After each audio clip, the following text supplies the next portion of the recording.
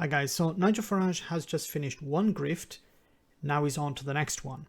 See, Nigel Farage is the type of guy who needs attention and he needs money, and he understands that he's able to motivate a certain section of society to vote in a particular way, and he's able to get another section of society to give him money in order to motivate that other section of society to vote in a particular way.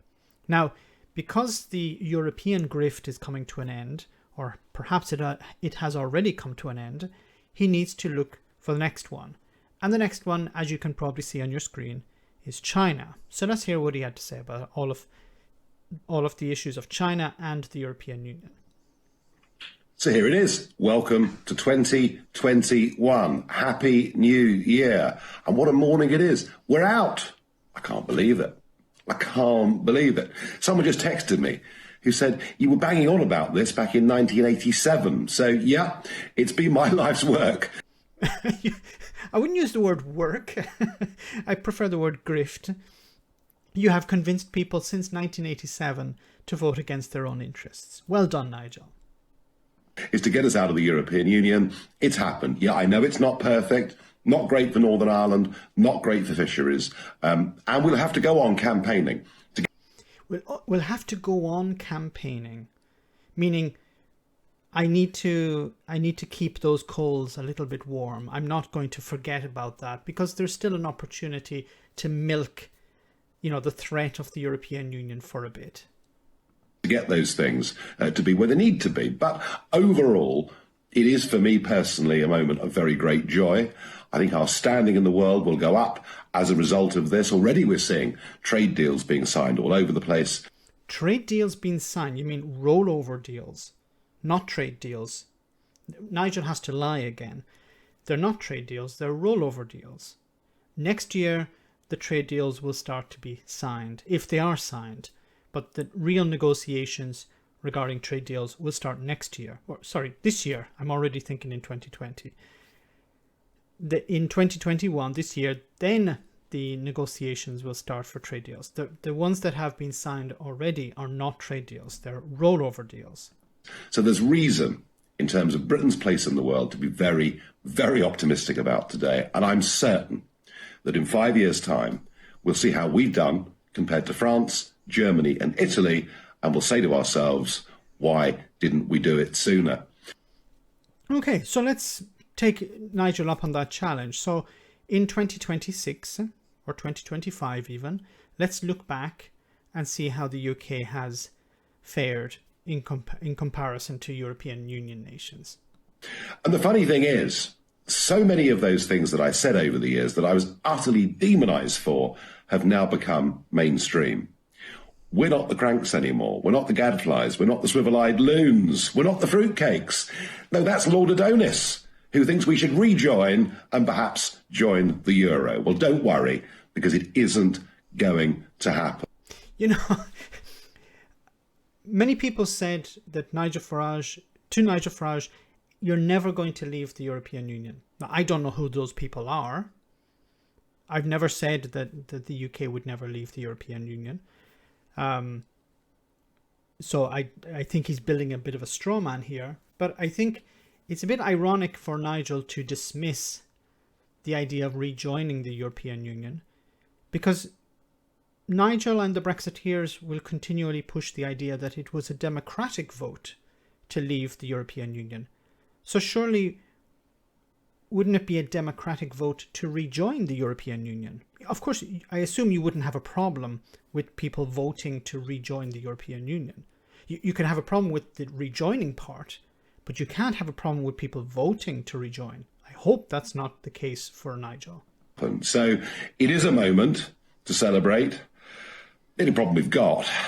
Celebrate what? I understand Nigel has made a lot of money out of this. Nigel has maintained an image, a huge amount of prestige. People are begging for him to be made a lord, to be knighted. He has a huge number of fans. Nigel has done well out of this. I think you should ask, the people working in Sutherland, in Nissan in Sutherland, how they're doing well out of it. Or the fishing industry, how are they doing out of this? The many companies, the length of and the breadth of the United Kingdom, how well are they doing out of it? I suppose, is that even though there is now a coming together around Brexit, and by the way, wasn't it good news to see the president of the CBI, Lord Billamora, who'd been completely opposed to Brexit, now saying we've got changed circumstances, new opportunities, and let's make the best of it. There's a difference between saying, I don't want something, and then when it arrives, to make the best of it. I actually said the same thing back at the end of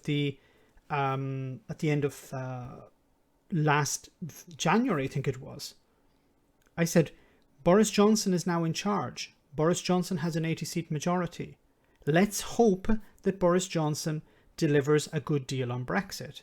I hoped Boris would get a good deal for the UK.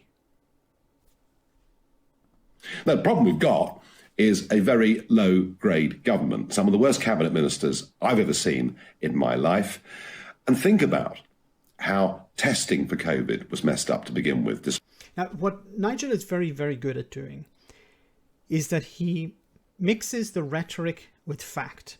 He knows that the government is unpopular, so he can play that line, and it works. It works very well because it works to both sides. It works to the right and it works to the left.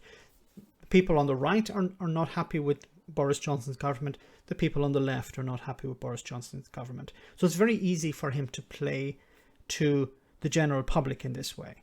He does it quite often. Despite all the promises, think about this world-class test and trace system, which has cost 22 billion quid and still doesn't really work properly. We could go back to Brexit. How much is Brexit costing the UK? And my worry really is, how are this mob going to effectively get the vaccine out around the country? I suspect they'll make a bit of a mess of it. So the slight note of pessimism today is I guess we're going to be in lockdown effectively until well past Easter. Now, see, it's very easy. And look, I'm critical of Boris Johnson's government as much as Nigel is. But it's very easy for Nigel to stand on the sidelines and criticise the government. Nigel is not in power. Nigel is not an MP even. He's a politician, but he's not in power. So it's very easy for him to stand on the sidelines and criticise Boris Johnson for not doing a good job regarding the pandemic or vaccines or taxes or bureaucracy or whatever, because he's not in charge.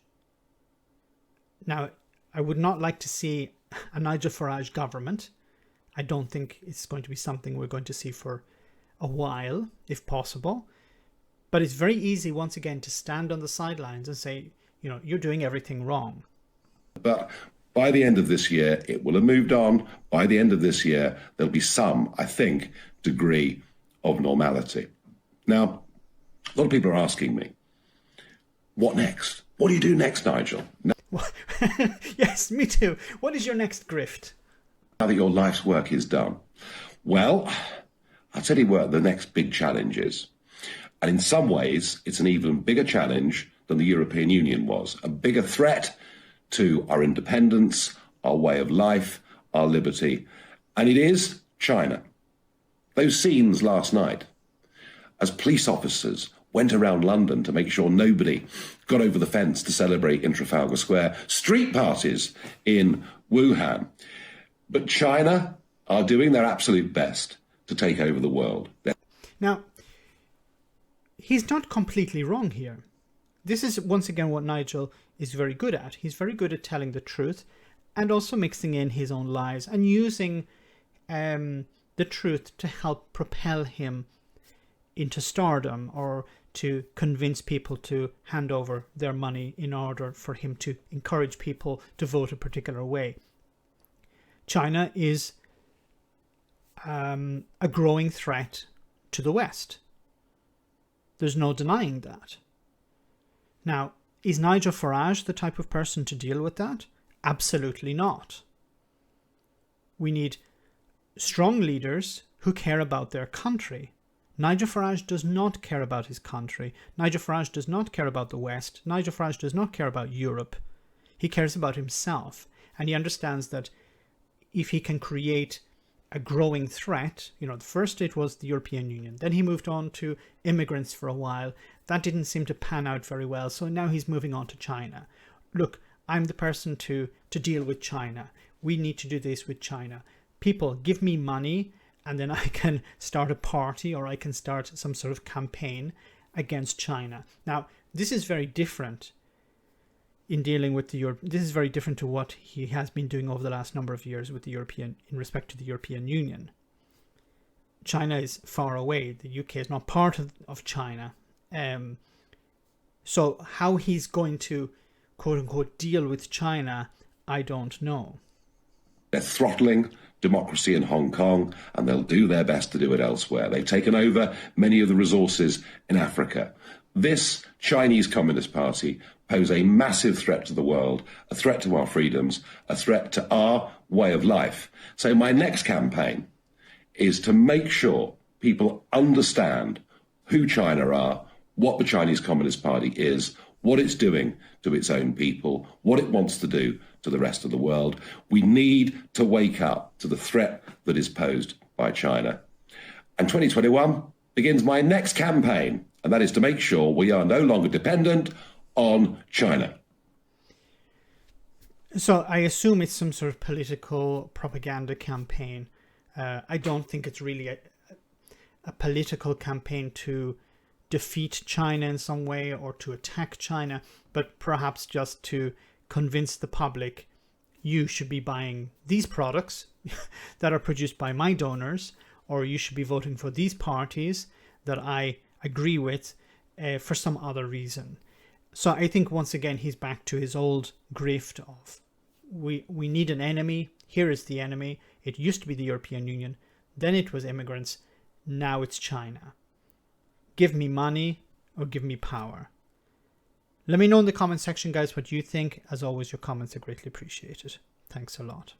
I want to say a big thank you to all of my patrons. You ensure that this channel continues to exist. I'm eternally grateful for all of your support. If you join Patreon, you will receive instant access to our Discord server, where we have both audio and video chats. You can chat with me and other patrons, where we discuss important and non-important issues. Becoming a patron per month costs about the same as a large coffee, so why not check it out?